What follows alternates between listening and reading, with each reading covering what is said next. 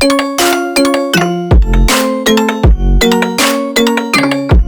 well, the Blazers, I want to welcome Phil Mauriello. He is the host of the California Underground podcast. And it's very appropriate that he is here because with everything going on in California, I wanted Phil's expertise because we're going to touch on Prop 50 and a few other things going on, especially what's happening in the Palisades. I am not as versed as I should, admittedly, because, you know, everything going on geopolitically around the world. I've been covering a lot of that. So you here is awesome. And in our conversation, we also just want to get to know you and get people to listen to your podcast because I find it to be one of the better ones in terms of what's going on in California because you're well-researched, which is great. And you don't really, it's not like you're standing up there with a hammer beating people in the head with like, no, you need to believe this because of whatever and yelling from the rooftops. It's like, here's the facts. This is why you need to look into this. And this is why you should probably vote this way or consider this opinion. So very, very cool, man. And kudos to you for that. I really do appreciate that. Thank you. Before we get in the Prop 50 thing, I do want to get a little background. How long have you been doing this? Because I found you on Instagram and your videos. I'm like, wow, this guy's like really good. Like, how long have you been doing it? Well, I started this back in 2018. I was always into politics ever since basically 9/11. I was a sophomore in high school, and I got really invested in politics. George W. Bush, all that stuff, the war in Iraq. And I just always been into politics ever since then. I've done different political things. And then living in California, I kind of realized there's no one really talking just about California. And California has a ton of issues and like a ton of news that's always happening. And so much of what California does ends up on the national stage that it's important people know what's going on out here. And also, more importantly, I love California. I'm originally from New Jersey, but at this point, I think I've lived in California longer than I've lived in New Jersey. And I just want the best for this state. So I decided I bought a $30 microphone off Amazon, started streaming or just started recording in Audacity. I was just putting up podcasts. Slowly grew from there, started doing Instagram Lives. COVID was a big thing that really helped kind of push the profile because people were starting to go, wait a second, who's this county supervisor who's telling me what to do? Why can't they tell me to do this stuff? So people started to get really interested in local California politics. So that was a big boost. But yeah, since 2018, it's grown. My co-host now, Camille, has joined. She's an amazing researcher. She does a lot of deep dives. So when you say they're well-researched, a lot of credit goes to Camille as well. She's sort of the person behind the scenes. We both do a lot of research, but she does a ton of research, deep dives. So yeah, it's been 2018. We've been growing. YouTube's been growing. And here we are, still talking about it. So yeah, and I found that COVID was a catalyst for many podcasts to be pushed over the edge. You know, to like break the wall. It was like I think a lot of people were courting with the hobby of podcasting, and then have these interests and they want to express their opinion. It's almost like for me, it was like, why not? And I'm hearing everybody else talk all this BS. Like, why can't I have an opinion? Why just, get out there and do it? And during COVID, when you're locked in, you have more time to think, more time to research, you have more time to question. And then all of a sudden everybody was like, hold on. And then some people really took off. Some people did really well. It seems like you're doing very well for yourself as well. So really, really cool, man. And hats off to Camille for the research because she does a good job. So let's talk about the research stuff. I'm not sure how far you've gone yet, but I did want to touch on Prop 50 as we discussed earlier before we recorded, just because I was literally going to do a show on it. But since this lined up, I figured why not have this conversation with you.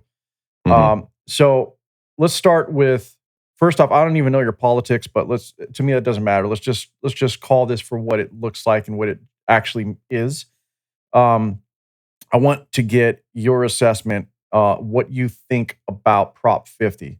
And in my mind, this is just my opinion, it just looks like a tit for tat type of thing. Like Texas is doing it, so I'm going to do it. The Republicans are doing this, so now we're going to do that, which is just my team versus your team BS.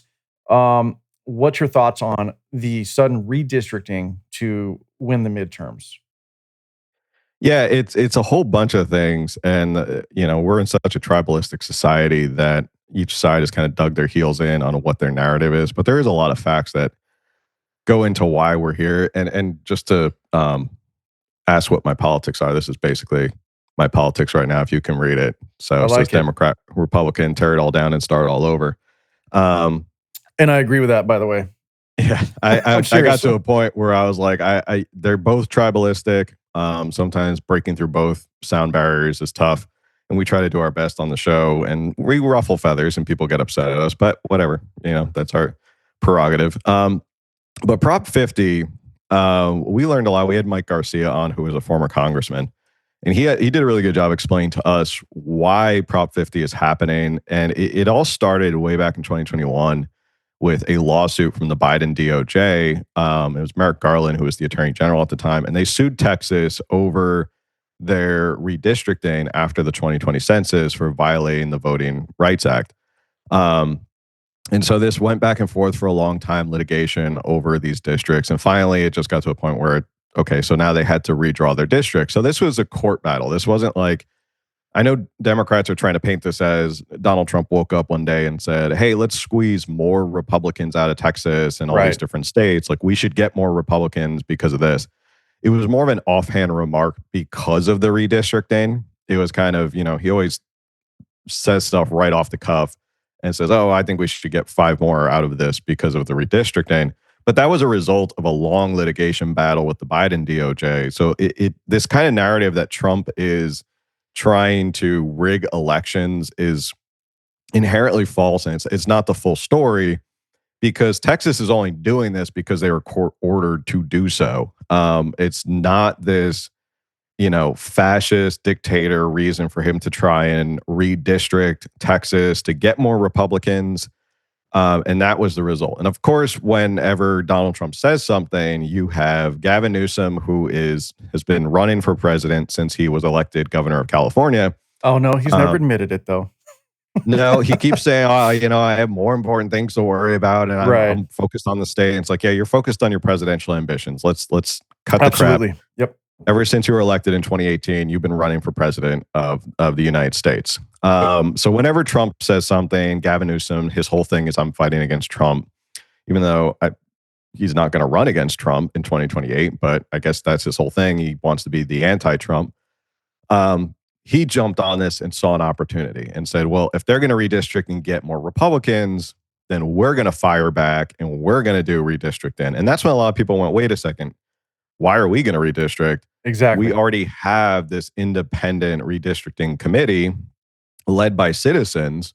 And that was something that was put into the California Constitution back in 2008 under Republican Governor Arnold Schwarzenegger.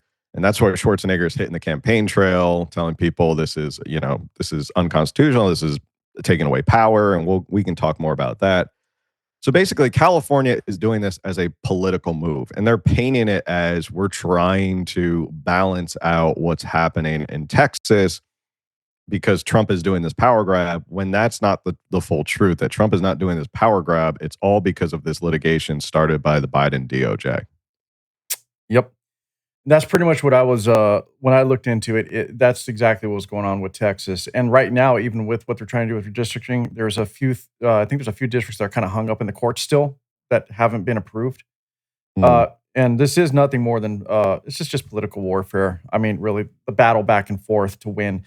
Gavin Newsom, to me, is doing nothing but trying to ensure that they do nothing but secure a Democratic nominee moving all the way into 2030. And the problem with this whole redistricting that we're doing right now, what they're trying to do, is they're saying it's temporary. Yeah, temporary, but in effect till 2030. Well, that kind of conveniently almost aligns when you're supposed to redistrict anyway. It's roughly around every 10 years or so, unless there's like a special redistricting, right? So this is all it is, and it's also a fight. So there's two things I look at, Phil, from my perspective. One is they're just doing it because they're opposing the Republicans, period, or the conservatives, whatever they want to call themselves these days. I'm not really sure anymore. So that's what's going on. The second thing is it's securing Democratic rule in the state of California.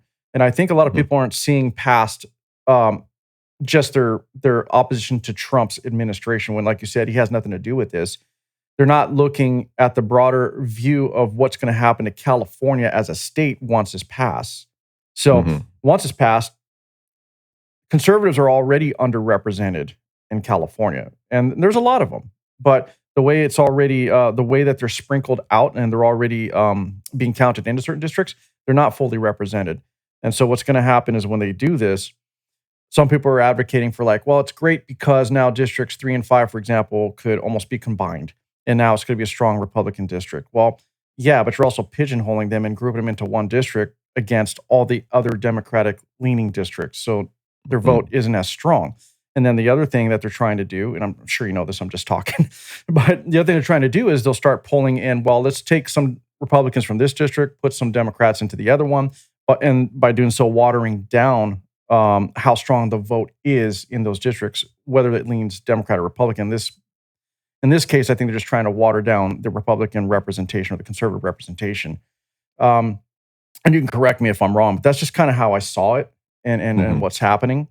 How do you feel about that statement? Or, well, I've made multiple statements, but how do you feel about conservatives not necessarily being represented in California? Do you feel that way yourself, or do you think there is enough representation and that this redistricting may actually be benign? Like maybe it is needed? Yeah. Well, all right. Straight to the point. let's kind of look at the overall argument they're trying to make. Right. And I just did a video on YouTube kind of fact checking several of the yes Prop on 50 or yes on Prop 50s. And there's always a consistent theme that runs through all of them. And they're the buzzwords. They're the buzzwords that get Democrats out to vote. It's democracy. They slipped in abortion somehow. They blamed it on Trump. And then the other one is power to the people. Like you're seeing all of them say, oh, we're returning power to the people. Even Barack Obama now with a yes on Prop 50 said it's about returning power to the people and independent. And none of it could be more opposite. It's literally they're telling you the opposite of what's happening is they're not giving power to the people. They're taking power away from the people because we have this independent redistricting committee that is led by citizens, not by the legislature, a supermajority Democratic legislature, mind you. So they're taking that voice away from the people. They're not actually giving power to the people. It's the complete opposite. And I don't understand, and I can't get anybody who supports yes on Prop 50 to answer this simple question. How is it fair that if you think, all right, let's start with the premise that this wasn't court mandated or this wasn't a court order, this had nothing to do with litigation. If your premise is to start with, well, they're disenfranchising and taking away the voice of people in Texas, ergo, our response to save democracy is to disenfranchise voters and take away their voice here in California. And to me, I still am scratching my head going, how does that make any sense? How can you be a bastion or a warrior for democracy if your way of combating this is to punish people here in California? Like, if you think this is such a big issue and you want to put it to the people, 2026 is coming up. And the districts are already drawn. And representatives can go into those districts and the voters can vote in those districts, maybe flip a couple seats, say, hey, we need to get a couple more seats because of what they did in Texas. We want to, look at what Trump's doing. Let the people decide. The districts have already been drawn. They've been drawn by the Citizens Commission. And I keep calling them all different things, but it's the same thing, the Independent Commission. It is, yeah. Yeah, I just call it the Independent. I know there's an official name. I never can remember it. Citizens Commission on something, whatever. I don't know. They always have to. Well, regardless, it's taken out of the hands of the governing body of state of California, which is how it should be. It's correct. That's how it should be. For the moment. For the moment until 2020-30. Exactly. So there was an opportunity to put it back to the people, which is let the people decide in next year. Let them go to the ballot box. If they're upset that Trump is doing this in Texas or you're upset at what Trump is doing, let it be decided next year. There are plenty of swing districts here in California that are close. There's definitely districts that Republicans hold now that are not safe Republican seats. Young Kim is one that comes to mind in Orange County. Her district is always very, very close. That's an interesting one. That county. Yeah. There's a couple districts, and like Orange County has become a swing district, which was a predominantly very red county. Now it's kind of gone back and forth.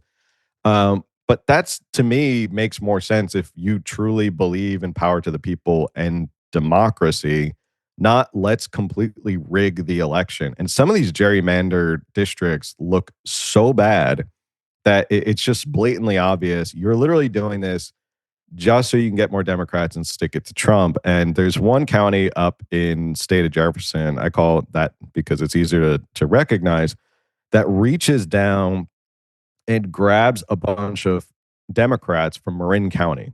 And Oh, this up county north? up in, Yeah. yeah, way up north. And it's, if you looked at this county, you thought you're in the middle of like Oklahoma or something. It's all ranchers, farmers, agriculture, salt of the earth kind of people.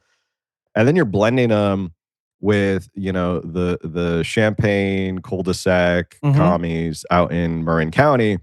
And now it's like a swing lean blue district. And to me, that's like, you've taken that whole swath of people, removed their representative and their voice just to stick it to Donald Trump.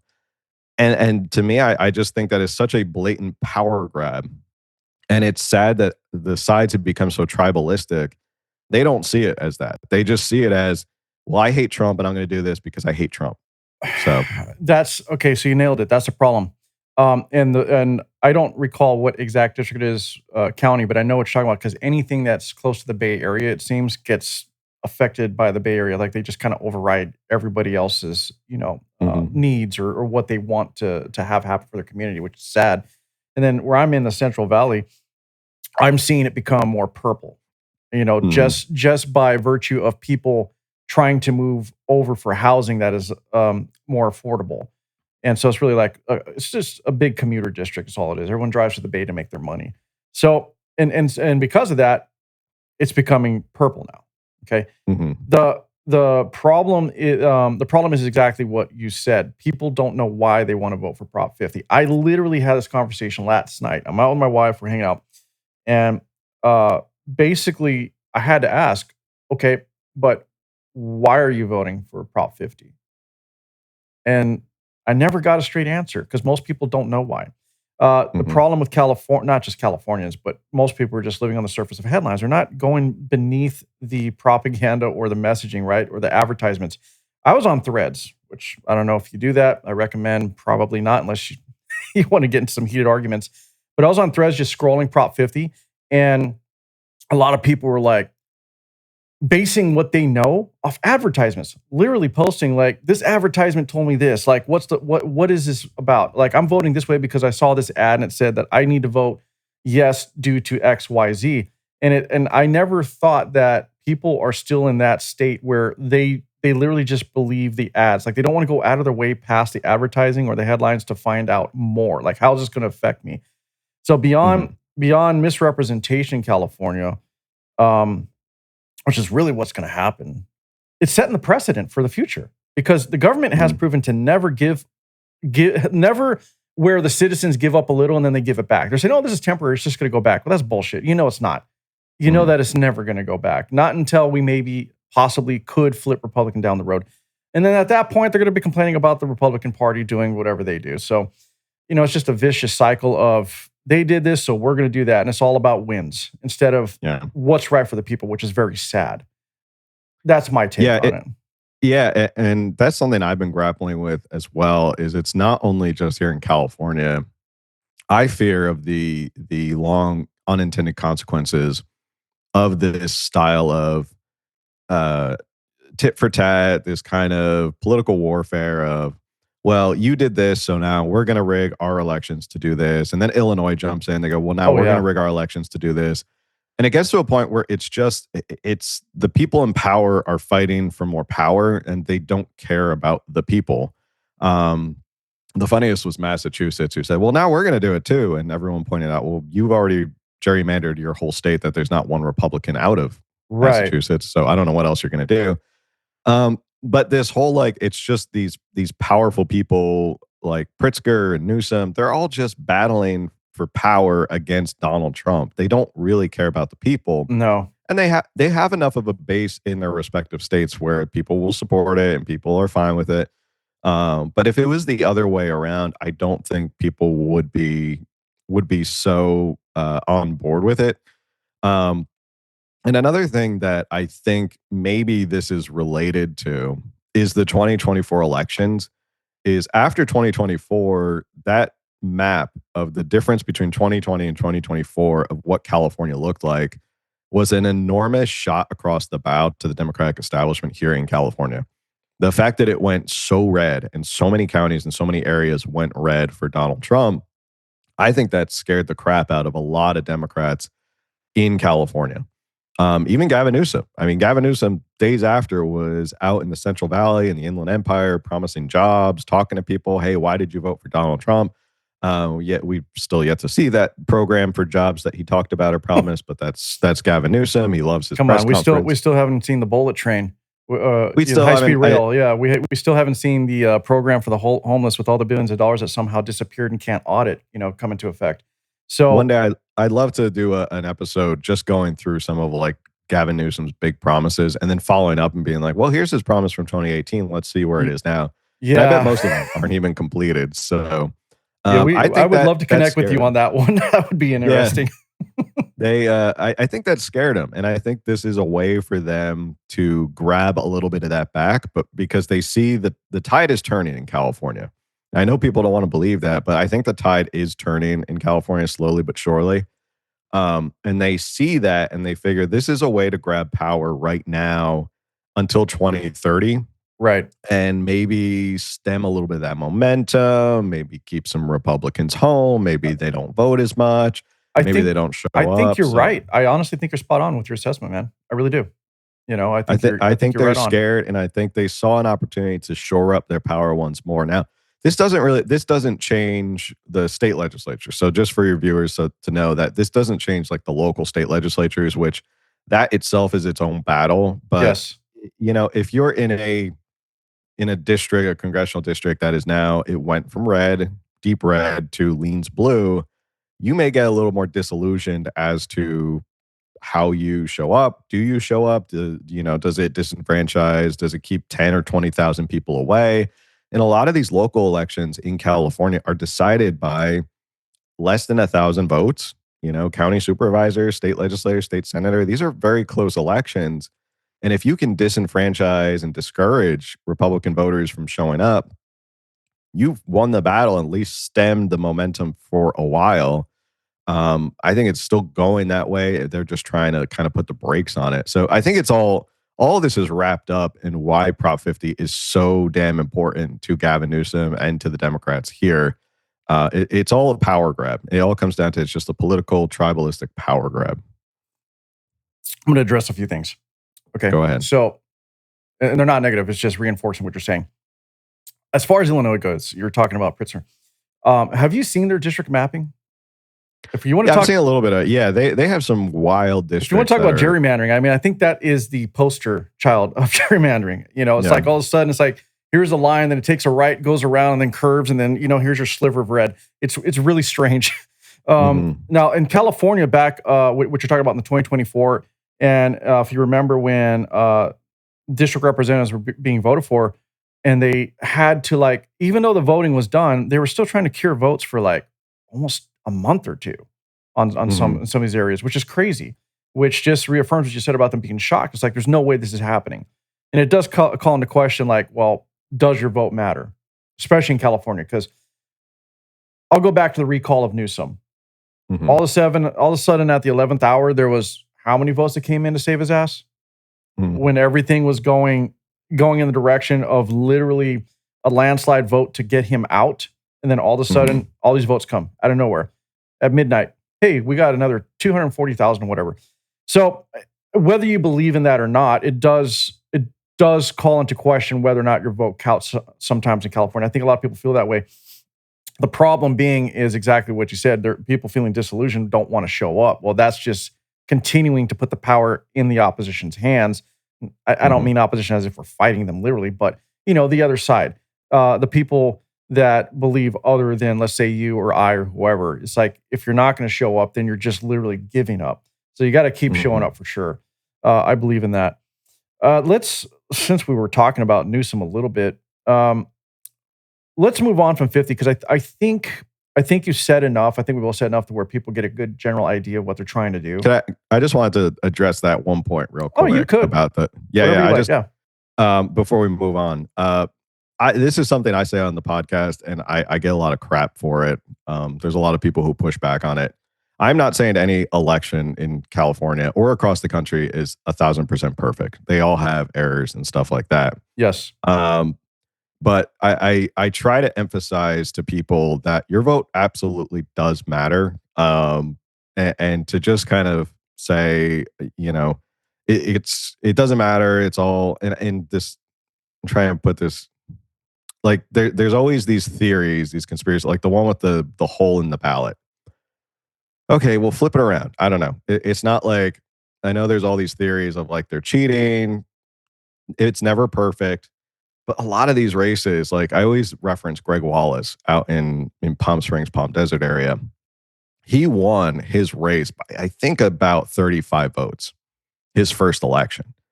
And imagine if more people were just like, my vote doesn't matter. I'm not going to show up. But 35 votes is so small Yeah, that's very slim. that you have to show up. Yeah. And you know, a lot of people try and throw their hands up and go, well, it doesn't matter. My vote doesn't count anyway. It's all rigged, whatever.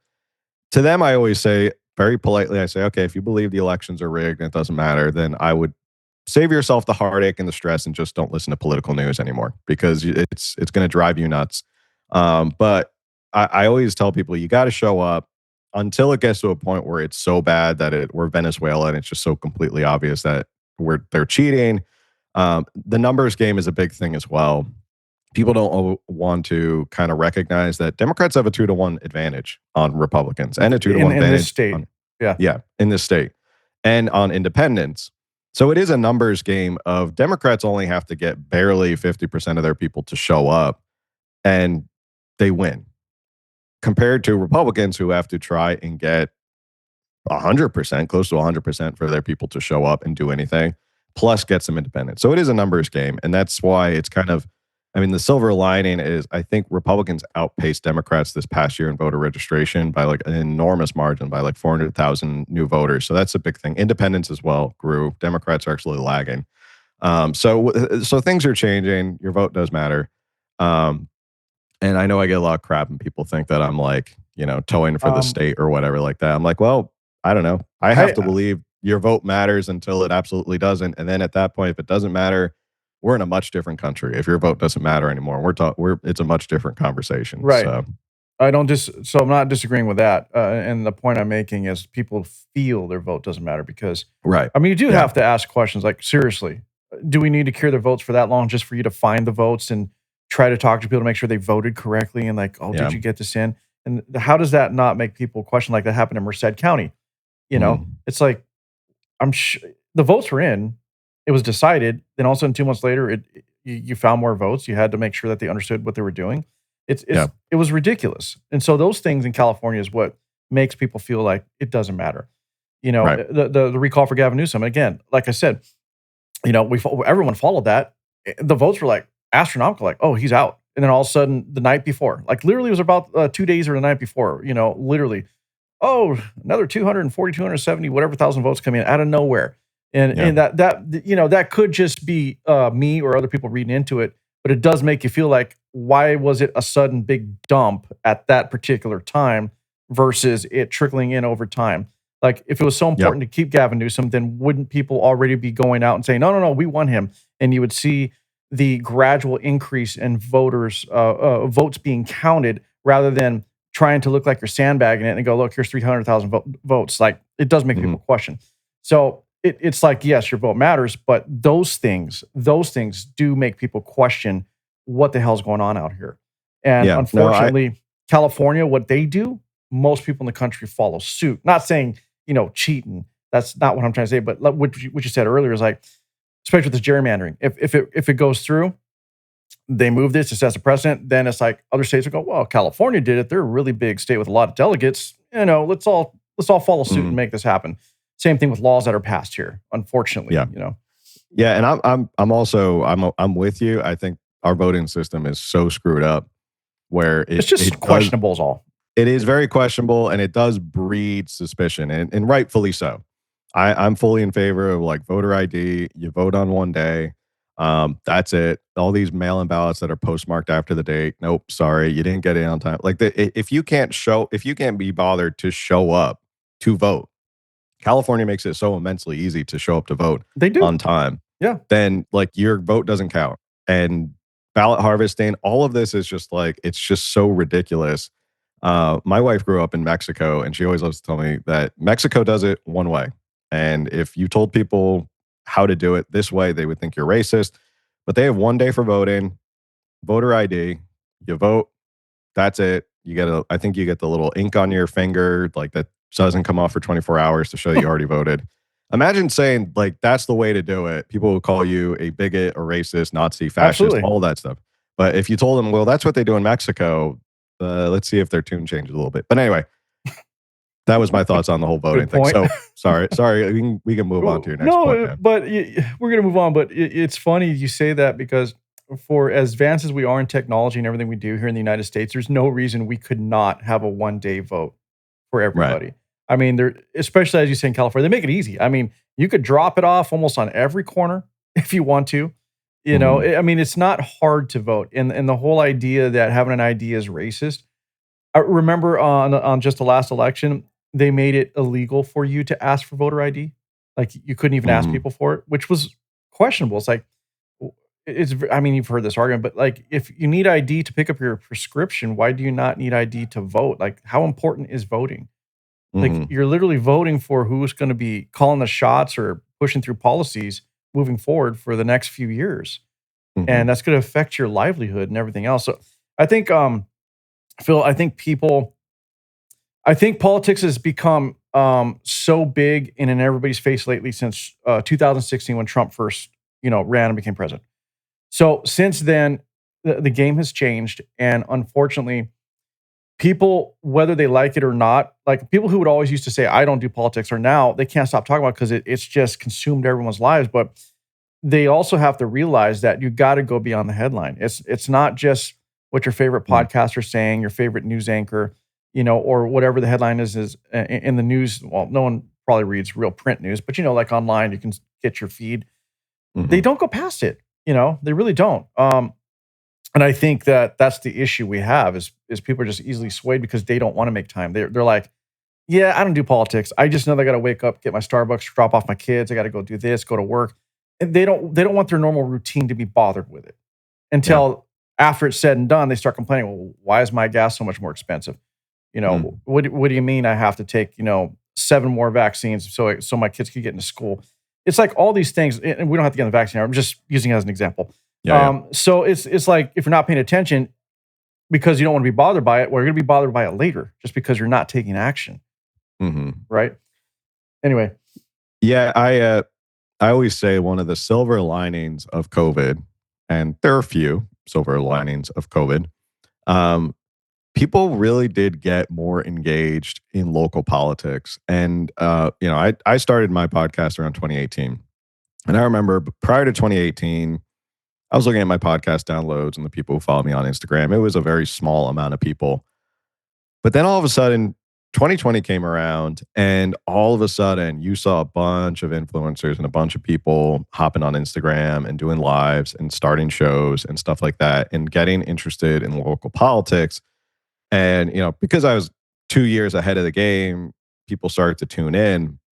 But people started to care. People started to care down here in San Diego. All of a sudden, they go, who the hell is this Nathan Fletcher guy telling me I can't go out to a restaurant? Who are the yeah, and it became all of a sudden I'm happy that there are so many people who are more concerned with what's happening in their state legislatures and their counties and their cities, because before then political influencer and political content was national. Everybody was battling to be a national political influencer. But right. now we see a lot more people who are sectioning off. I found a guy on YouTube who does just Massachusetts politics. He does a very good job, and he's got like 140,000 subscribers on YouTube. And you go like, there's people who just do their state politics, which is amazing. Our system of government was built so that it's supposed to be from the ground up, from the local up to the federal. We've kind of flipped it in this weird way where we think it's always top down. Where if we get our guy in as president, that's it. We're done. We won. I can go back to not caring about it. That's all. But there's so much down the line that does affect you. And even in California, I'm going to keep using COVID as an example. There were red counties, red county supervisors, red city councils that were pushing back against Sacramento. And I try to really emphasize to people, even here in a crazy place like California, there is so much importance in who you elect to these local governing bodies. they push back against Sacramento. They insulate you from a lot of Sacramento, and they will create the tension that may create change here in California. Sonia Shaw and Chino Valley is a great example of what they did with school board. Like, no one cared about who was on school board. School board was whoever is the, stay-at-home mom or stay-at-home dad who has time on their hands, they go to school board. Now school board is like a fought after big thing. It And is. Sonia Shaw, we had her on the show. She was part of that whole mandatory parental notification regarding trans children, stuff like that. And it got everybody from Gavin Newsom to Tony Thurman to, I think Adam Schiff showed up. Every prominent person showed up in Chino Valley to push back on this little school board. And it just shows you the power of like local politics that people really need to pay attention to, because it makes a big difference. And I keep using this as an example because it launched this whole cultural question in California. Again, a whole bunch of school boards did the same thing. It created this question of, should parents know? Do they have the right to know? Should teachers keep this from their kids? And that's a question that changes voters' minds. And that's the tension we need between local and state, like the state-sized government, that creates change and changes minds and perception. So long-winded, kind of a roundabout way to say it is, you got to focus on these local politics because, to your point, if you don't care about it and you're not bothered by it, that school board may turn around and start bothering your kids. And then you show up at school board and go, what the hell's going on here? Why is my kid, being forced to change into this bathroom with someone who I don't want them changing in a bathroom with? But that's how this all starts. Our government was created so that we have this local tension to push back against the more powerful statewide and federal governments. So your example of COVID is extremely valid because that is when people realize that decisions made by politicians, policies that are put in place, they finally were able to see how it really did affect them. Because you couldn't work, most people couldn't work. You were staying at home. You had nothing to do, no time. Your time was just like you do whatever, except go outside, go to a restaurant, go shopping. If you have your kid going to school, they got to wear a mask. You got to wear a mask. You can't get too close, 6 feet, 12 feet, whatever. Now you're taking 7 vaccines, 13 boosters. And you have to prove that you're taking vaccines just to earn a paycheck. And some people's businesses were closed. I mean, I fought hard to keep mine open. So in my industry, I'm in the entertainment industry. So it's like much of that today, like what are we, 5 years later, still hasn't bounced back. Yeah. It really hasn't. You can't take that big of a hit, and we have like family businesses that, let's say 3-4 generations that just they disappeared because they couldn't afford to keep anything going. So your example of reaching back to COVID as an example is perfect because that's when people realized, oh shit, I gotta pay attention. Like like you said, who's this guy telling me I can't do this? That's ridiculous. Perfect example. As far as education goes, I mean that may have to be another conversation. That is a road I am willing to go down, but I don't think we have time for it. But point in case is this: people do need to pay attention. They really do need to know who's on the board. They need to go see a meeting, if not in person. At least every school I know live streams them or streams them, so you can always go back and watch. What's going on. And as far as local politics, look, I've made this argument with many people, okay, that I've had on my show as well. And one of my first early interviews was a local politician here where I live, and the guy was running in my district. And when I asked him about the growth of the area and whatnot, he said some things that were questionable. I should have pushed back more, but I didn't. It was one of my early ones.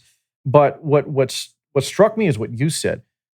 I made the argument. I said, hey, if you want to make change nationally, you got to start here at the bottom, right? Like it funnels up. Like you got to create your base. And then from this base, the pressure actually shoots upwards. It doesn't come down. Like after a while, if you can create a base based on what the community really wants, what they believe in, the pressure does funnel up to the top. And he made an argument that no, that's not how it works. I'm like, well, how can you not think that? You got a base made of 330 million or so people in the United States, and you have like a handful of representatives comparatively, and you're saying that they will not feel the pressure from these 330 million individuals. And if you're not taking care of politics locally, then you're just giving away your rights. Yeah. In my opinion. I mean, the founders were pretty brilliant in how they started this country. I mean, keeping in mind that they went from a country that was very top down. It was very top down in the sense it was the king still had power, not like today where they're just figureheads who wave at the crowd. It was very much, well, all the power is in the crown. And if you ever go to UK and London, it is kind of interesting to see how the remnants of the crown, that's, the royal post office and stuff like that, it still has that kind of crown significance. They flipped it on its head because they said, no, we're not governed by kings anymore. It's about the people. And they fractured and decentralized our government on purpose. And they did it so that people had representation, people could get direct access to their representation. I mean, I could, just like you could go down education, I could start nerding out on like decentralization and repealing the 17th Amendment and all that stuff. But the reason being is because people in their localities have a much better idea of what their locality needs than 3,000 miles away in Washington, D.C. That's the truth of it. Someone in people in Modesto. But that's it. You're correct. That's exactly it. Yeah, people in Modesto know what Modesto in the Central Valley needs more than someone 3,000 miles away in Washington, D.C. in the Department of Agriculture. And the reason these localities are set up is so that you can try these things, you can experiment. Does it work for your district or your locality? Amazing. That's great. Maybe we try it in other localities. Then it starts to spread a little bit. Maybe it works in the county level. Maybe it works on the state level. And then we start to kind of experiment. And I think they wanted people to have that freedom to be, for ingenuity, for entrepreneurship, to kind of create solutions to problems. And then if they worked and they were great, it's kind of like a free market style of governance. If it works and it does really well and it spreads across the state, and then the state does really well, then the nation kind of goes, this policy kind of works really well. Let's try implementing it in other places. And if it doesn't, it doesn't. But that's the point, is that the people in your area know what's best for your area because you live there, you eat there, you raise your kids there, they go to school there, you worship there, you shop there, you do everything there. You know what's better for your area than somebody sitting in Washington, D.C. in the Capitol building, posturing about what they think you need 3,000 miles away. And that's sort of the beauty of it. I'm glad COVID woke a lot of people up to kind of look at this stuff and go, I'm going to focus on this stuff. I'm going to care about what comes out of my state legislature. I'm going to care who's representing me up there in Sacramento. I'm going to care who's on my county board of supervisors. I've never seen people give a crap about county supervisors. It sounded like such a boring topic, but now they always used to fly under the radar. Yeah, now county supervisors are hard fought, millions of dollars in ads. Here in San Diego, it is a back and forth, red, blue, blah, blah, blah. It's very hard fought. So. The other thing that happened is people started scrutinizing their salaries. Right. People started diving deep into like, okay, like Karen Bass. Let's look at Karen Bass. All right. Why is she worth 300 whatever thousand a year, for example? Mm-hmm. Which politician is worth that much a year? Like, who was the lady that was she was getting paid nearly 600 grand a year? I think she had something to do with overseeing the fire department, the fire district. Yeah, the CEO of LADWP makes $750,000 a year. Yeah, isn't that crazy? Yeah, and it is insane when you look this up. There's a great site called Transparent California. Todd Madison, who's been on the show. Yeah. You can They're look a little it up. behind sometimes, though. They don't always update. Yeah, and he explained it because it takes so long to get all the data. They're like a year behind. Makes sense. So it's just a batching issue. Gotcha. But if you want a general idea of a lot of people who've been in politics, you can go to Transparent California. You look at these salaries, and they go, well, that's not really their base pay. Their base pay is much less. And it's like their benefits are $300,000 a year. It's right. Like, wow, those are some amazing benefits. I don't get those types of benefits. But exactly, we're funding them and we're paying for them. So I think that gets people riled up about what are we paying for people. That's going to be a nice transition into what's the ludicrous stuff that goes on in California. So Prop 50, thanks for your assessment. And there's a lot more to talk on that. And I look forward to your show. I'm sure you're going to be covering this yourself. So I'll encourage people to go to your show and listen to that once that's out. Let's talk about a few things. First, let's do Palisades. Okay. Palisades on fire. It ties together. But Palisades, what I'm just gonna say, what the fuck? Like seriously, you wiped. It got wiped out. The response time was ridiculous in terms of managing the situation when the fires were happening. The claims that there wasn't any water available. Dude, I did a whole show on this, Phil. If you're ever interested, that goes all the way back to 2012. I talked about the Delta smelt, the whole thing. Gavin Newsom wasn't around then, but at the same time, he can't say he didn't know what the hell was going on. And all the environmental red tape that held back what was going in and diverting water in Sacramento to get up there. I mean, we can't say the administration wasn't responsible. They were. They did not take action, period. So anyway, getting back to Palisades. So burns down. People have no homes. I'm sure the insurance companies didn't even kick in, like they should. And that's another topic. But now they're doing multifamily housing, high rises, basically turning them into 15-minute cities, it almost seems like. Yeah. So you had this upper end area, and it's not, to me, it's not a class 4 thing. It's like, it is what it was. It was an upper end area, more affluent anyway. And now you're going that's okay. to That's tear okay. that We down. have upper end areas in our society. It's okay. But they're destroying that to put in, I'm not trying to be derogatory, but, basically let's just say it's not an upper end area anymore. And I'm sure people are going to give me crap for that. But still, what's your take on this? What do you think? Because I know I heard your last podcast, and you guys touched on it.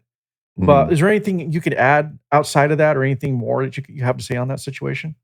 Oh my gosh. Well, You're all yes. Camille and I joked that at the beginning of 2025, we had joked on the show. We're like, thank you, LA, for giving us so much content to go every single week and do a weekly show.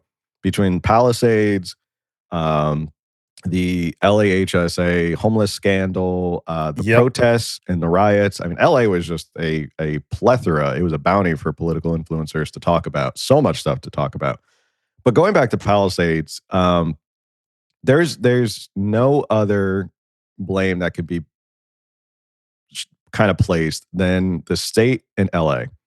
And I know Gavin Newsom's pivoting now to say, oh, it's Trump's fault for not giving us federal money and blah, blah, blah.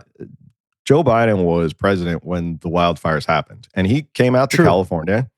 I don't know if you remembered, he came out to California. He said they'll get all the federal aid that they need. So they already promised all the federal aid.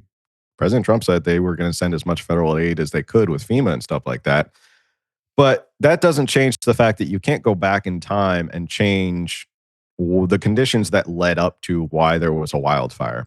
There was a story we did about this specific type of weed that the Coastal Commission came in and stopped the burying of electrical lines and basically fortifying these electrical lines to wildfire proof them because of a specific weed, because some, I don't know, local botanist professor was on a hike and found it and saw what they were doing with the wires, and then went and ran and complained to the Coastal Commission, who, I don't know if you know this, the Coastal Commission is more powerful than the governor in the state of California. We're actually just ruled by the California Coastal Commission. They do whatever the hell they want and tell us to just take it.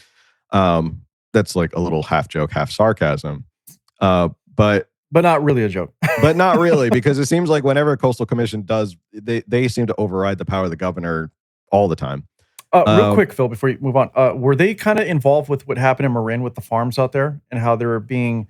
I don't know if it was a Coastal Commission, but they're taking the farmland away from the farmers who've been up there in Marin for all these years, and they're becoming state-ran community farms or something like that. Did you hear about that or know about that one? We'd done a bunch of stuff on Point Reyes. Yeah. Point Reyes was the result of litigation from a number of different organizations. The Conservancy Foundation was one of them. Natural Resources Defense was another one. They basically sued and just through lawfare kind of forced these ranchers out. So it was all these environmental greeno nonprofits that are notorious for engaging in lawfare to just bury people and get them to capitulate to what they want. So that's what forced them out in Point Reyes. But the Coastal Commission's involved up and down the coast. They've stopped projects down here in San Diego related to the Surfliner train, stuff like that, to kind of improve that. They were also talking about like stopping the Surfliner for a while. The Surfliner is that train that goes directly from San Diego to LA, which is a nice, beautiful ride along the surf. Um, but getting back to the Palisades, there's continuous stories of this could have been done, but it wasn't because of this governmental agency. This could have been done, but because of the incompetence of the LADWP CEO, they didn't refill that certain reservoir, and it was completely empty. Because of the incompetence of the mayor, they were not able to provide firefighters with the right living conditions. So we're losing firefighters and we're not recruiting. If nothing else, the one thing we kind of came to agreement or a conclusion on in our episodes about the Palisades is this encapsulates the absolute failure of rampant statism of California in this one event. I mean, you can look at it, it has all the hallmarks of what's wrong with California. It has overpower or overburdening state agencies like the Coastal Commission that cared nothing about anything else except for climate change and climate policy at the expense of common sense solutions. It also encapsulates city budgetary practices and how the fact that they're not paying for the things that really make sense. How we're overpaying incompetent people to run organizations that are very, very integral to running a city. We just have gotten to a point where we're so much red tape, so much regulatory burden that it is such an encapsulation of everything wrong with California in this one event. You can point to it and go, this is why it's wrong, this is why it's wrong, this is why it's wrong, this is what's happened. And we could probably do a 3-hour show on what happened in the Palisades and whose fault it is. Easily. So it is the fault of LA, it's the fault of LA County, it's the fault of LADWP, it's the fault of the administration, it's the fault of the Coastal Commission. There's so much fault to be pushed around. And they all tried to deflect as if it wasn't their fault or this happens. But they know wildfires happen in January. They know wildfires happen every year, all the same time, yet they never take any precautions to stop it. And what's the other? Paradise is the other place that Yes. is still rebuilding to this day. Yeah. Donald Trump was present last time when that wildfire happened. They're Right. still rebuilding. In his first term, he came out with Paradise, and it was Jerry Brown was governor at that time. It's just the transition between Jerry Brown and Gavin Newsom. So to show you how long this is going to take, like, I feel bad for people in the Palisades, and I don't blame them if they're picking up and leaving. Permits, the last time I saw, I think they submitted something like 4,000 permits and only around 400 have been approved by the city. So they are moving at a snail's pace to get this stuff up and going. And it is just an absolute calamity of all levels. Um, so it is these politicians in California, they continue to add on higher taxes, higher regulatory burdens, more state agencies, and all this.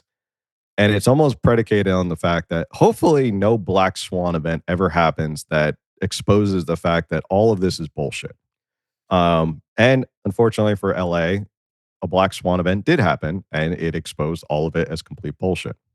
So, talking about fires though, like I've sat in for a few cities, managing their live stream stuff for them. And every meeting when it comes to budgets and whatnot, especially when it comes to departments, the fire departments are always the one on the chopping block or up for debate as to whether or not they're worth the money. Like, should we pay them this much, or should we just get rid of them and sub it out? And it was always ridiculous to me because like you're getting rid of trying to demean or take away the value and what they add in actually being a first responder and like saving lives.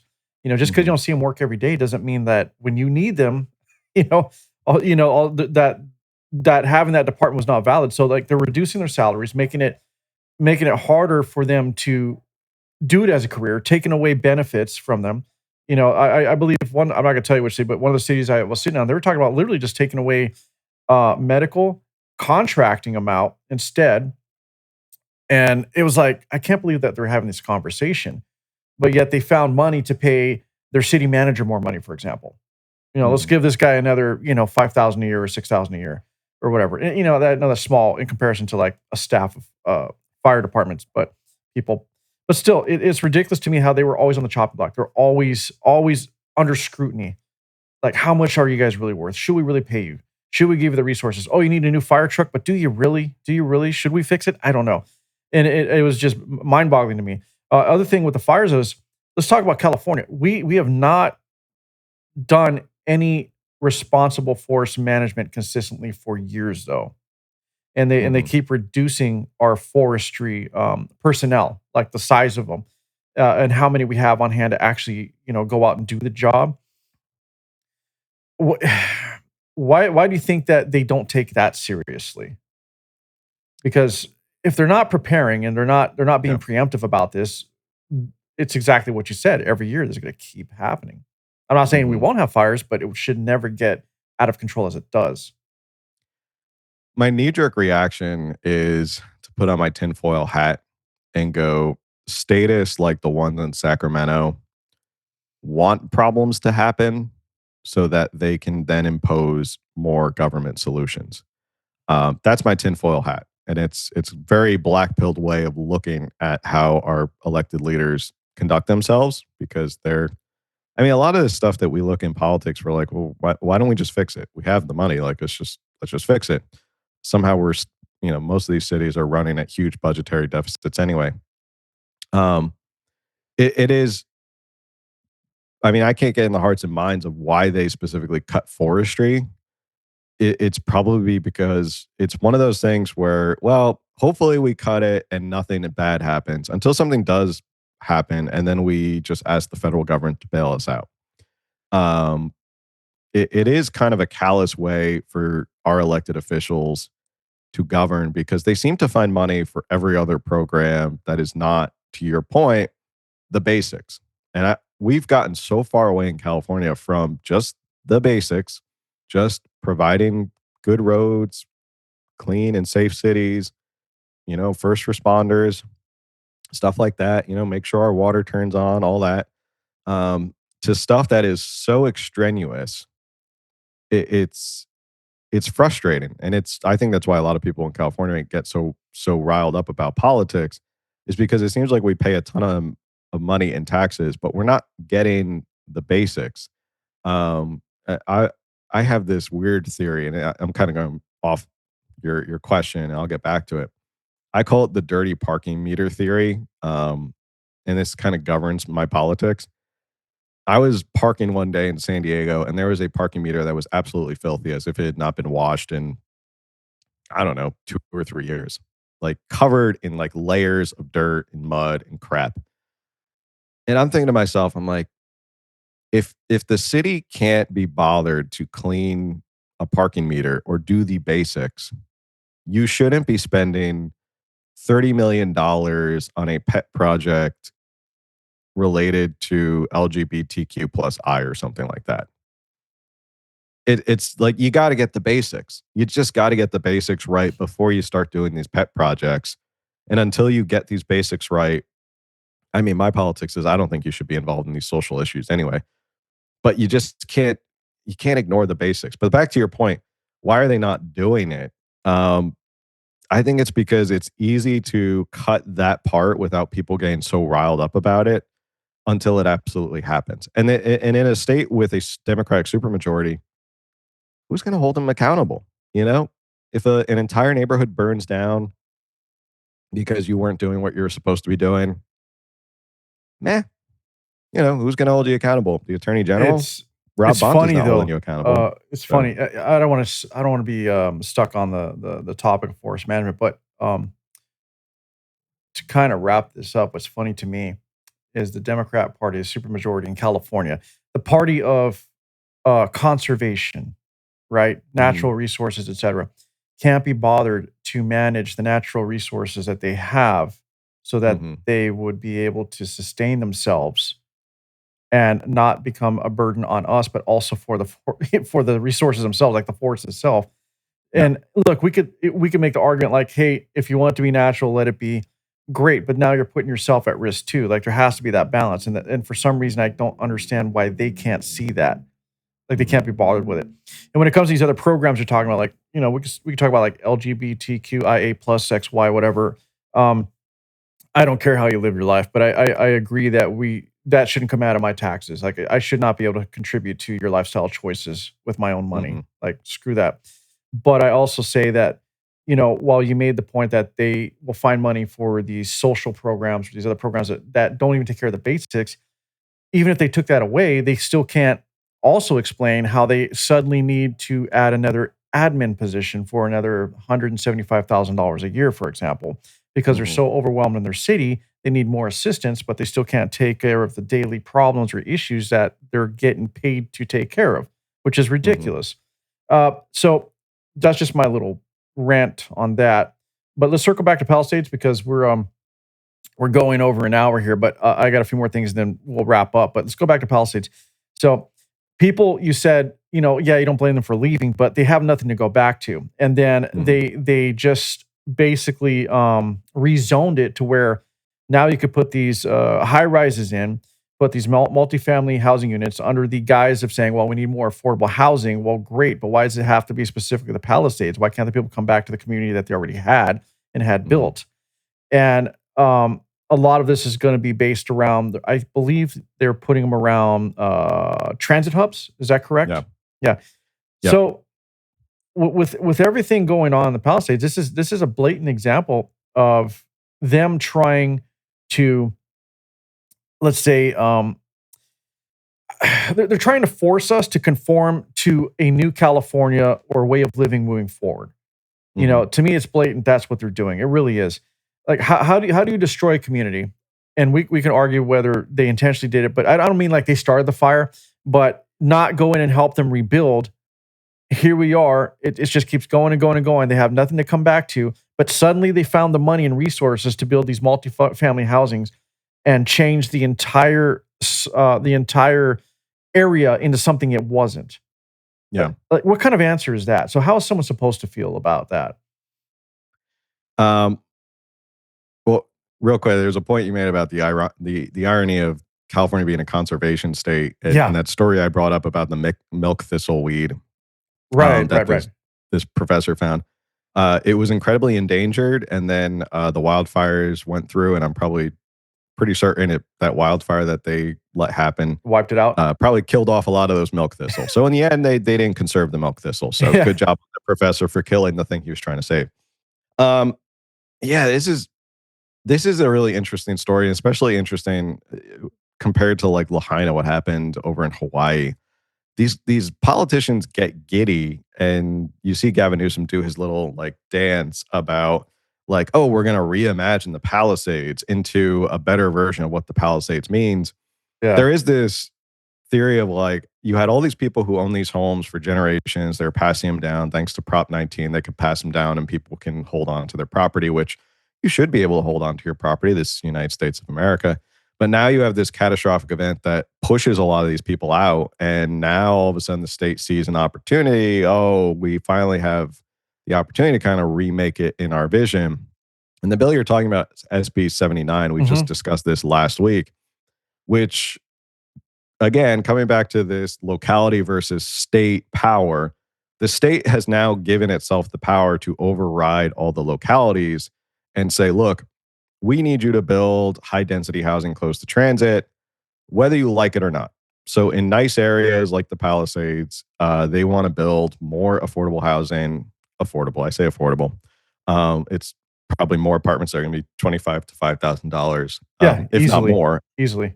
I mean, you're looking at the ocean; it's going to be a lot more. Uh, and it does reimagine the city to look a little bit different. It's not the mansions anymore. It's going to be more luxury apartments. It's more transit. It's this 15-minute city idea. And Camille and I discussed this on the show last week, and we put on our tinfoil hats again. And it does seem like people who lean this way politically are fans of 15-minute cities.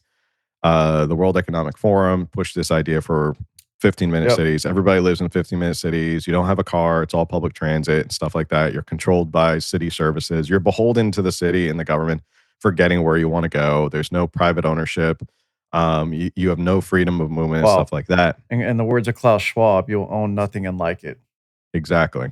So I don't know. Like, I agree with you. I don't think they intentionally started this, but politicians, scheming politicians like Karen Bass and Gavin Newsom see this opportunity to rebuild the Palisades in their vision rather than just go, this was an absolute calamity. These people own these properties, these lots. Let's let them rebuild. Let's let them get back in there, rebuild the Palisades, Malibu, and all that stuff to what it was, if not better. No, instead, the state's going to come in and we want affordable housing, we want transit, we want to remake it to look like all the rest of LA. And that's not the point. The point is, like I said before, there's nothing wrong with having an upper end neighborhood. Like that's just the market. There's an upper end market area. There's a middle end area of the city. Um, People who live in that area can afford to work or live there. They've worked hard to live in the upper end area of LA. But to try and make the Palisades, which was this upper end, very upper end, upper crust kind of area of LA, to look like the rest of LA is really a tragedy, because it takes away the charm of that area. And the politicians who are pushing this, your goal should be get everyone back, get everyone back to That's what it should rebuild. be. Yeah. Yeah, it should be a very simple answer. Here, we're going to work as hard as possible. We're going to get as many people out there as possible. Whatever aid funds we need, if we need to hire temporary people to help get permits approved, let's do it. Let's get you people back in your homes and rebuilding. But to have this idea, like in Lahaina, that property was handed down generation after generation. And then you have the governor of Hawaii talking about reimagining the area of Lahaina. We can reimagine it. It's like, why are you reimagining anything? So- it's not your property. It's stop All right. reimagining other people's property. All right. So Phil, let's talk about the reimagining. Is it reimagining, or is it really the reengineering of the community and the societal structure in those areas? Really just letting you know subversively that now this is going to be your way of life and this is how our culture is going to be now. You're going to live in these apartments. You're going to rent. You're going to literally like 15-minute cities. Like, we got to go back to it because that's what it really seems like. It seems very intentional. It's not a reimagining to me. It's not, hey, we need more affordable housing, so this is why we have to do this. Not necessarily. There's plenty of other places they could rebuild these affordable houses. And the housing market itself can be manipulated. They could literally go in and readjust everything if the government really wanted to, but they don't. They're going to blame the Fed. Say, well, it's their fault because they don't want to lower rates. Well, you're not helping the situation either. We never should have gave control of our economy over to the Fed anyway years ago. So that could be a whole other episode. Absolutely. But I think this is more of a re-engineering of what we accept in society. It's getting us to rethink how we live. And moving forward, this is now going to be the bar that is set, and this is how you're going to look for what you believe is achievable. You're going to live in this apartment. Regardless of what they say, it's not going to be affordable, as you know, because if anything by the ocean, like San Francisco is a big example of that. We've known many people who've owned businesses and startups. Like, these guys are multimillionaires. We're hanging out with these people, and they're overlooking the ocean, or the piers right there, and they're up in this high rise. And I'm like walking into their home going, I don't get it. Like, it's not me. Let's just put it that way. It's not a knock on it. It's just not me. That's all. I like my house with a little bit of land. Like, I'm that guy. We just see things different. So, but to them, this is amazing. Great. But I can't take the view away from them. But is that view worth, $5 million? Is it? It's up to is that every apartment person worth $7,500 a month or $10,000 a month? Yep. No. So what's going to happen is they're gonna do this under the guise of affordable housing, but you absolutely hit it right on the head. They're going to readjust it once everything's in place and start going, okay, now this apartment here is your $7,500 apartment, and you're still going to have your low income neighborhoods after they've built all of these high rises and all these multifamily units. And that's just what it's going to be. So I think it's just a re-engineering of our society in general, and how we see things as a community and how we live moving forward. They're intentionally trying to readjust our way of thinking and way of living. And that's what's happening. I don't know if you tuned into our episode last week, because I feel like we just talked about a lot of this. Did you? Yeah, it's funny. You're nailing on the head, like what we literally just talked about with SB 79. I struggle with the fact that Democratic politicians here in California have now changed the narrative of affordable housing. And I have a different perspective of what I think affordable housing is. I think of affordable housing like the American dream. I think of it has a nice little house. You can raise your family on a little plot of land, stuff like that. To me, that's affordable housing. Democrat politicians have now slowly but surely, after badgering us for years and years and years, to think that affordable housing is an apartment. It's an apartment in a highly dense city close to public transit. That's affordable housing. Right. And I think that you're right. It's the shift of the mindsets, the shift of the bar, the culture, and perspective of, well, this is what affordable housing in California is. It's an apartment. That's it. You don't get land, you don't get to buy anything, you get to rent. And I think in a weird way, it's creating a new feudal society here in California where it's the haves and have-nots. You don't own any land, you rent, you don't own any property, which to me is like the absolute nucleus of the American spirit, is owning property and doing that. Um, and it's they keep saying affordable housing, and I don't think they're not hitting the mark of what I think of affordable housing. My wife and I would love to go buy a house in California, especially in San Diego. It is just so far out of reach for us, even both with really good jobs. But it's so unaffordable, and to them, they have changed the narrative that as long as you're happy in your one bedroom or junior one bedroom or Right. studio apartment in San Diego or LA, we've done our job. That's affordable housing. And it's not affordable anyway, because most of it is $3,000 or more anyway. And if you told someone you're paying $3,000 for a one bedroom apartment anywhere else in the country, they'd laugh at you and think you're an idiot. Except for New York, maybe, right? Yeah, maybe Manhattan. In Manhattan, they'd be like, "Oh, that's a bargain. Only $3,000. I'm paying $5,000 to The live absurdity with, of it all, man. yeah, to live with 5 other guys." By the way, that was a brilliant wordplay and choice of word when you said feudal system. The Yeah. word feudal. I mean, I can't think of that's any other way. I can't think of any other way to describe how California has culturally and economically changed. We've become a feudal society. It's the haves and have-nots. It's the aristocrats of the Gavin Newsoms, the millionaires and billionaires. The people in power, the politicians, they're in power. They don't care about it. They don't care about a big high rise because they live in gated communities. I think people need to investigate Gavin Newsom and his businesses and his plump jack thing. And people always ignore the connection to Nancy Pelosi, his aunt, I think, right? Something like that. A distant, some sort of Right. like Sure, second or third distant. cousin. All right. Yeah. But just saying, the reason he's even where he is because of his family and his connections. But he wants to claim that, I started from the bottom and I, pulled myself up, and that's all bullshit. The guy had every door open to him from the outset, and that's just what it is. And I've heard him talk, and sure, raised by a single mother. I'm sure he had a tough time, but he also did state in one of his interviews, but my dad, who I was kind of like in touch with or disillusioned with his connections, it kind of like helped me. Okay, so yes, you had a leg up. So his dad, who was a Superior Court judge and best friends with the Getty family, so the trustee of the Getty family trust. So that is it. So let's do this, Phil, because I don't want to keep you all day because we want to have our Saturdays, and everybody know we're doing this on a Saturday today. So let's talk two more topics if you're cool, if you have the time. But Sure, I do want to discuss high speed rail, and I want to also discuss the homeless program that seems to not really be functioning or there. And you can start with whichever one you like. It doesn't matter to me. So I'll just open it to you. Like, oh man, just go. just go. Why don't you just go? Just go for it. You're like, I'm gonna go take a break. I'll be back. You just not start. even. It's like, okay, between the two. If we run out of time between the two, which one bothers you more? Like, which one do you have more to say on? We'll just start with that one.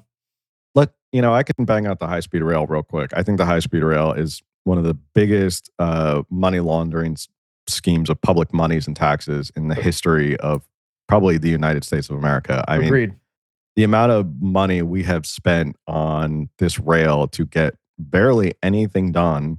But consultants and people who are involved, who draw the plans and stuff like that, they've made a lot of money. We haven't seen any progress. They keep changing the goalposts of where it's going to go. If you ever end up on the cesspool of Reddit and listen to people talk about the high speed rail, some people are like, I don't care how much it costs. We're not a proper country until we have high speed rail. I'm like, that's a weird way to look at the world. Very weird. Yeah. But and I always like to say, well, we already have high speed rail. It's called an airplane. Like you can get on a Southwest flight for $100, less than $100, from San Diego to San Francisco in 45 minutes, and it's the safest way of traveling in the world. Well, I don't like flying. Well, no, I don't know what to tell you. So you don't like flying? Well, you can drive as well. High speed rail, what you said is correct. My friend, which I can't name, he's pretty high up in Caltrans. He's a chief, and through all of the meetings and everything that he's gone through, I will just tell you that I know for a fact it's corrupt as hell. Oh, I don't doubt that for Yeah. one bit. I mean, it's blatant from how corrupt it is when follow the money. Where it goes, where it doesn't go. It's not obviously going into actually building the high speed rail. The number has inflated so many times over the years, and they just keep asking for more and more money. And kudos to the Trump administration for going, yeah, we're done. We're not giving you any more federal money. We see Right. no progress. That should have been done a long time ago, like years ago. So much money's been dumped into it. Long time ago, and it was the Department of Transportation under Sean Duffy who did their report and said, look, we don't believe you're going to get anything done by 2030. Sorry, like your projections are not realistic. Your timelines are not realistic. So therefore, you don't qualify for this federal money. So kudos to the Trump administration for that. And much of the holdup, by the way, sorry to cut you off, Phil, but much of the holdup has been environmental. Oh, ironically, isn't it? It's funny. Yeah. California they opened this Pandora's box of environmentalism to the tilt, and then now all of a sudden it's coming back to bite them. It's like CEQA. CEQA is the worst thing. They just need to scrap CEQA and start all over again. They keep kind of like tweaking CEQA, and it's like, no, just throw it out and start all over again. CEQA is an abomination. You're just not doing anybody any favors.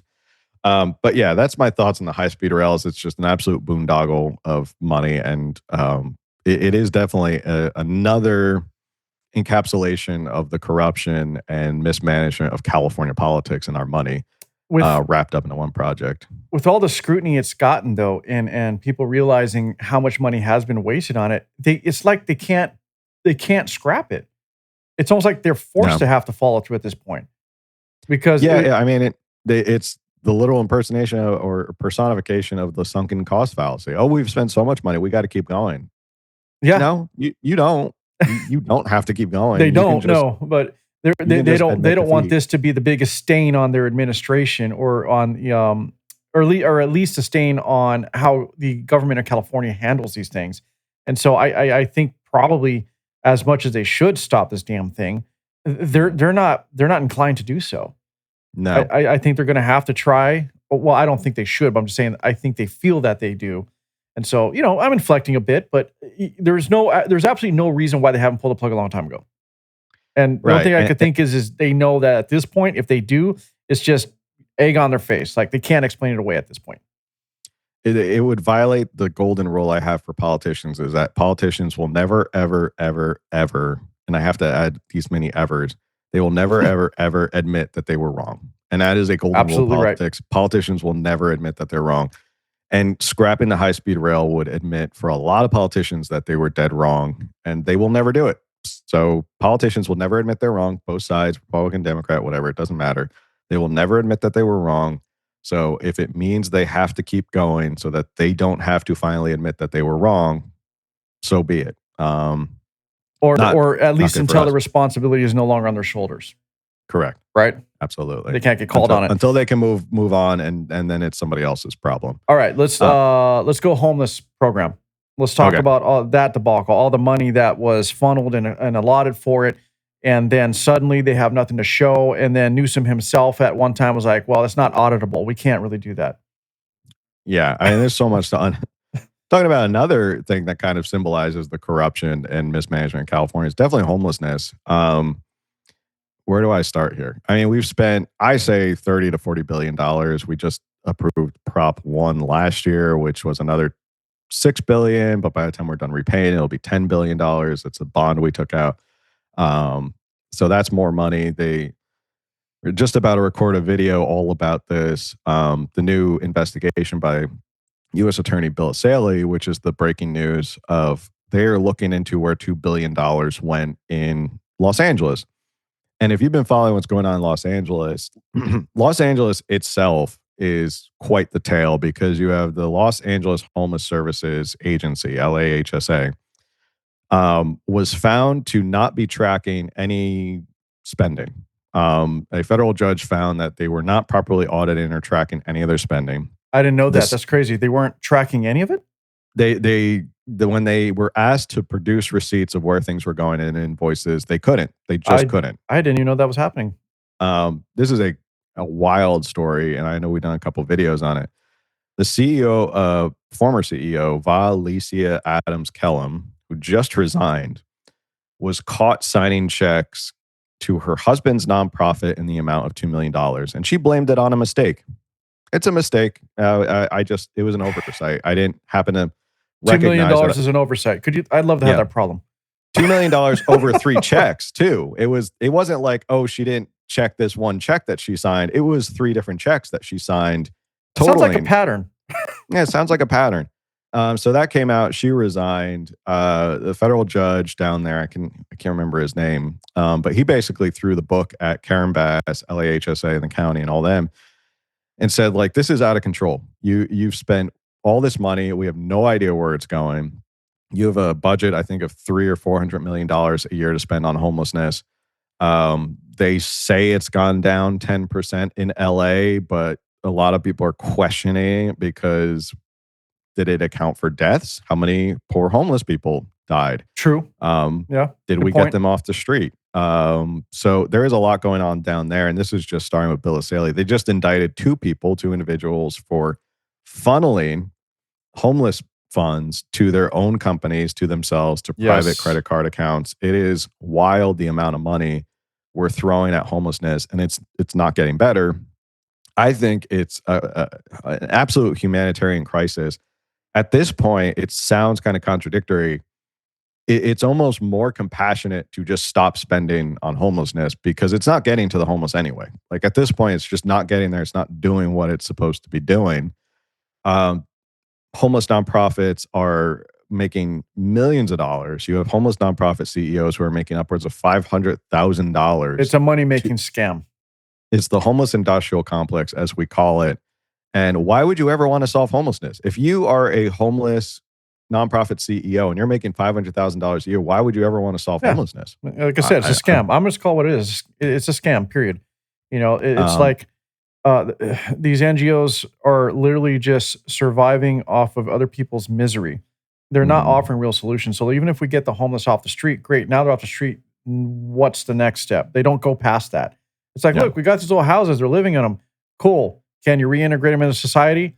Well, we haven't thought that far. Can you get them a job? Well, maybe. And then the other problem with the homeless, because I know many people that were in the homeless Can programs. you get them sober is another question. Well, there's that. And I know people that were in ministries and many other programs that actually cared about helping the homeless. And then even they found, unfortunately, and this is true, that many of these people can't function in society because there are people who need to be cared for. You know, they have extreme autism or other things that their funding was cut off. Their caretaker was no longer there. They had nowhere to go. They were in these housing units, and then all of a sudden, oh, your funding's gone. We can't keep you. And then a lot of those people end up on the street who should be taken care of, and they need their medications and their medical appointments. Yeah. And they unfortunately, a lot of those people end up on the streets. Yeah. And then you have the other people who literally just gave up on society. But that's not all the homeless, by the way. There are people who literally, through circumstances, lost their jobs, laid off, never ever recovered from it, then may have gotten into drugs. But they're never thinking past, Phil, the housing. Right. It's always like it's like even where I live, they just created this area of tiny homes for homeless, right? And that's great. I'm not saying we shouldn't do it, but what's next? That's not the solution. Is get them off the street so you don't have to look at them, I guess, because it's inconvenient to see. But at the same time, what else are you doing for them to help them integrate? And again, you can lead a horse to water, but you can't make them drink, right? That saying. So while they're doing this, it doesn't mean they want to change their lives, but many, many of them do. They just don't know what to do. It's like they're like, how do I get out of this? So yeah, a couple of things. You took the words out of my mouth. It's crazy that out of all these homeless solutions that I hear Mayor like Karen Bass, Todd Gloria, and then you hear Gavin Newsom talk about, they never address the actual cause. They address the root. symptoms. Yeah. They always address, well, we got to get people off the streets. We got to get them in these tents or these tiny homes, and job done. We've gotten them off the street. People don't have to look at them anymore. Right. But you have to go back to like, okay, well, how did this person end up here? And one thing I always bring up that I think is really the root cause is California is just not affordable. And for a lot of people, a lot of our population, you're living paycheck to paycheck. These are true. Apartments are unaffordable, gas is unaffordable, car registration is unaffordable. All this stuff adds up.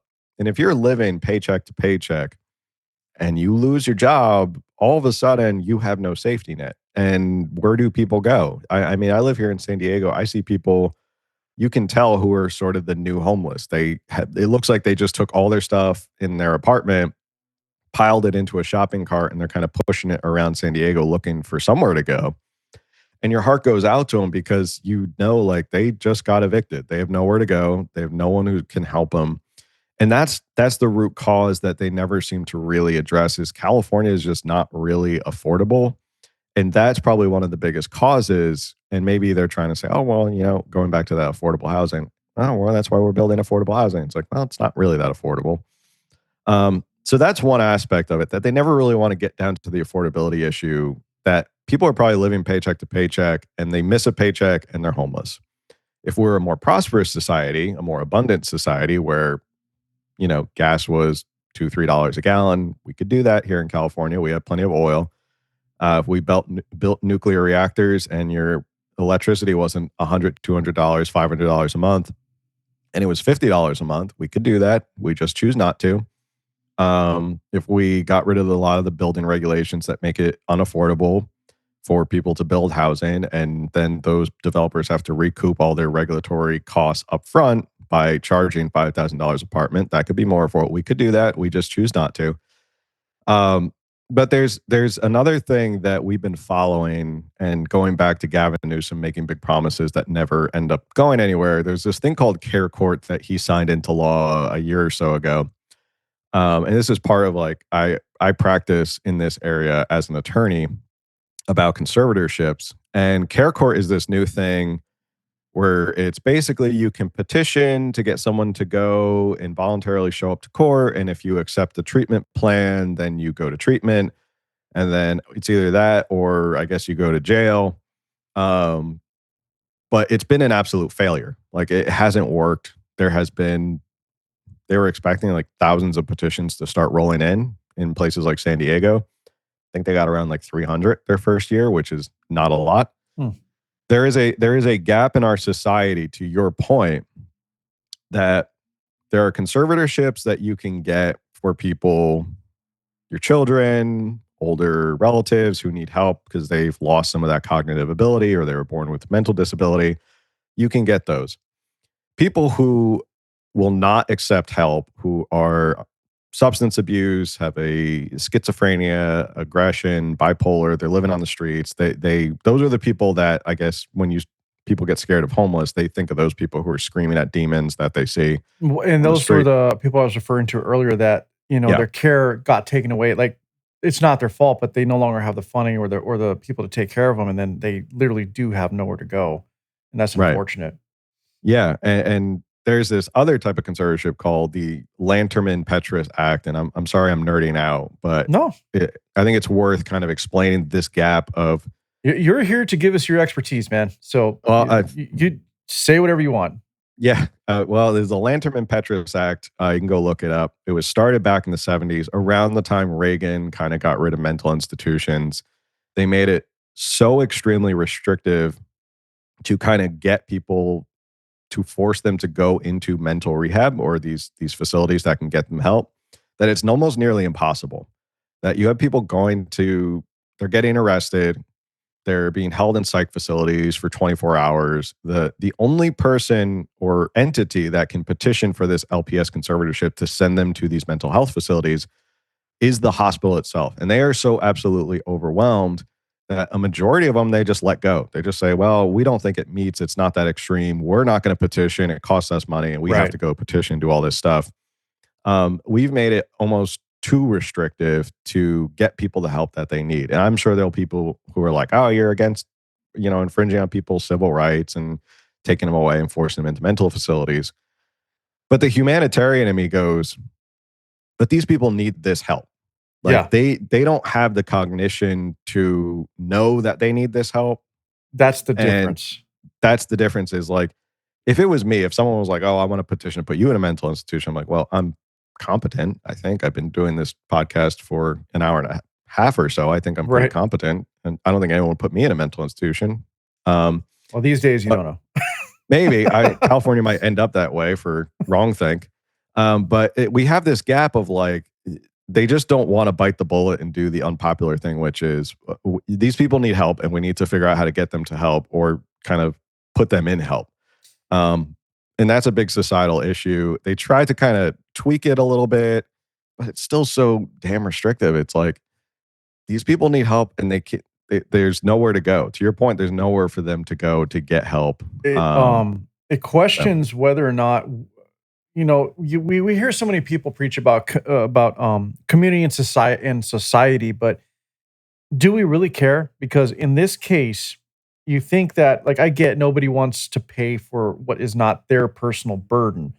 But when Mhm. we're talking about people who absolutely have a mental health issue that they have no control of, they were born this way, and the solution is to put them on the street rather than have some of our tax dollars go to helping to take care of these individuals, that doesn't make any Yeah. sense to me whatsoever. I, And how I big mean, would if I that had to burden pick really and be? choose, if I had to pick and choose between, do you want your tax dollars to go to build tents in San Diego where they can, I guess they can stay for a little bit, Right. or go get the help that they need? I would 10 times out of 10 pick go get the help you need.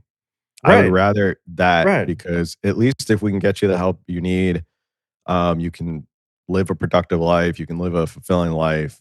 It's more But humanitarian in my eyes to get them the help that they need, rather than just let's keep them on the street in a tent or a tiny home and not address the root cause but here. aside from humanitarian, for the people who are cold-hearted lizards, if you just want to look at it logically and you want to talk about triaging the situation, you have an able-bodied, able-minded person that could go back to work and integrate, and you have someone who can't.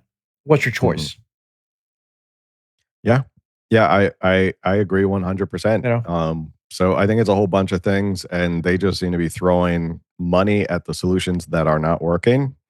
Um, they seem to think as long as we get people off the streets and we don't have to look at them anymore, that's a win. But it doesn't get to the root cause of why are these people on the streets and how do we help them? it really doesn't. So let's get back to the money aspect of this.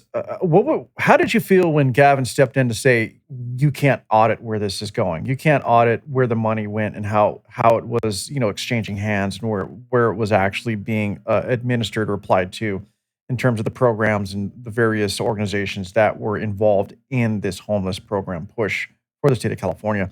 Did you? I mean, was that not an example of, like, literal, like, it was almost like Gavin Newsom being like, "I'm Dictator of California, and whatever we do doesn't matter. You have no say." It's like Yeah, billions of dollars of tax money that just we don't have a right to know where it went or how you right. spent it. You haven't shown anything for it.